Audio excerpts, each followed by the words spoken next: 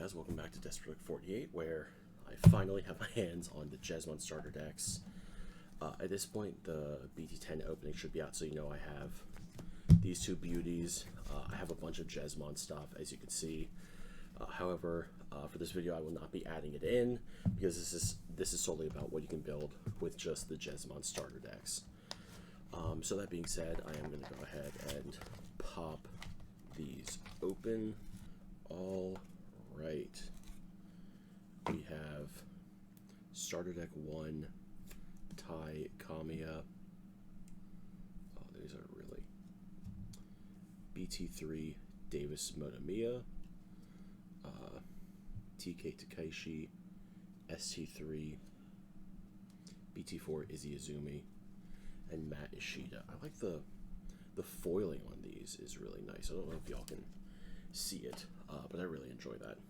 But for this, I will not be using those, so we're going to go ahead and just put everything in my little trash box over here. So for this, we have obviously these rule things, and then the 2 memory gauges. Oh, these are nice. These somehow get nicer and nicer every set. I know the rules, so I'm going to drop that in there. So we have 4 Gurimon, then we have 4 Candlemon, 4 Solomon. I thought that was Gurumon. Here we go. 4 Huckmon, 3, 4 Marimon, 4 Bow Huckmon, 4 Skull Marimon. Then we've got the 4 Savior Huckmon, the yeah, we got that. Oh, 2 Volcanomon. Then we've got 2 Jesmon, 2 Gankumon, 4 Sistermon Blanc, 4 Sistermon Ciel, 4 Aus Generics, 2 Master Disciple, 2 Quake Blast Fire Father. Quake Blast Fire Father. Okay, so I am going to go ahead and yeah, now that we know what's in here, let's go ahead and I'm going to go ahead and build a deck, and we'll come back with that profile. So it's time to just open this thing.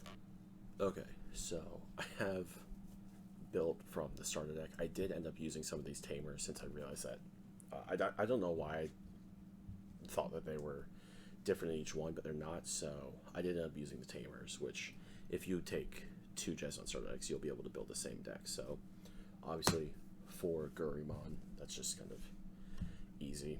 Next up for the actual deck, we have 2 Tai Kamiya and 2 Izzy Izumi. The deck plays a decent amount of red and black, so a decent amount. It plays enough to where you can use these 2 and not really anything else.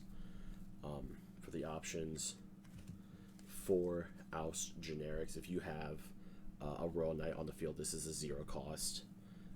It gets 2000 DP. You can you give something piercing, so it's really good. Then 4 from Master to Disciple. This is one that I actually play in the final Jesmon build, not 4 of, but it's still really good.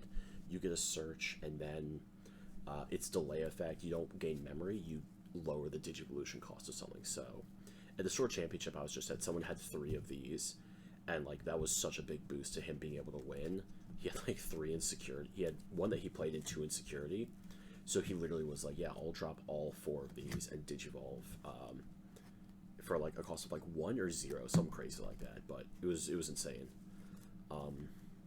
So that, let's get into the actual monsters. We have 4 Sistermon Ciel.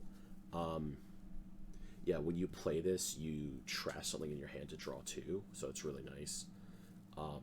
And then it has decoy, so if you're like Jesmon or something is going to get deleted, you can delete her instead.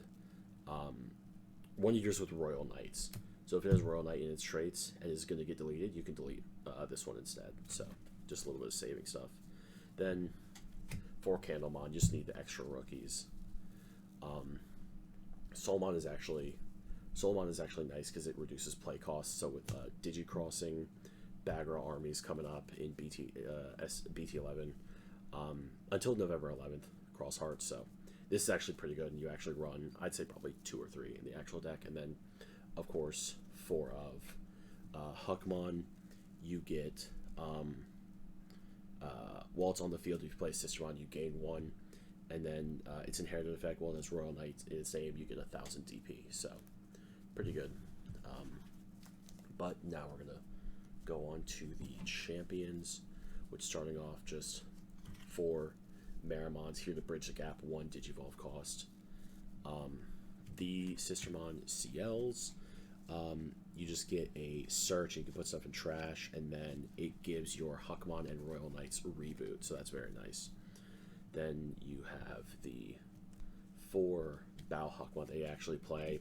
This is just more DP gain as an inherited effect, and then no like on player win Digivolving or anything. So that being said, we're moving on to the ultimates.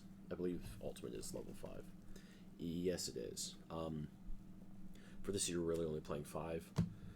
For Save Your Huckmon, when Digivolving, you can attack an unsuspended, and that does carry upward. And then when attacking, you actually get to just play a Sistermon from your hand or trash without paying its memory cost. So this is pretty nice. There's some other Sistermons that are really good that you normally play with this effect, but still the ones you have here are not too shabby. And then finally, we're going to go ahead and jump into the Megas, which are 2 Gankumon and 4 Jesmon. Obviously, you're going to be playing 4 Jesmon. In the final build, I'm also playing 4 Jesmon. And then the Gankumon is just nice. If you have the option to go Gankumon or Jesmon, you go Jesmon, but it's definitely not something to shake a stick at.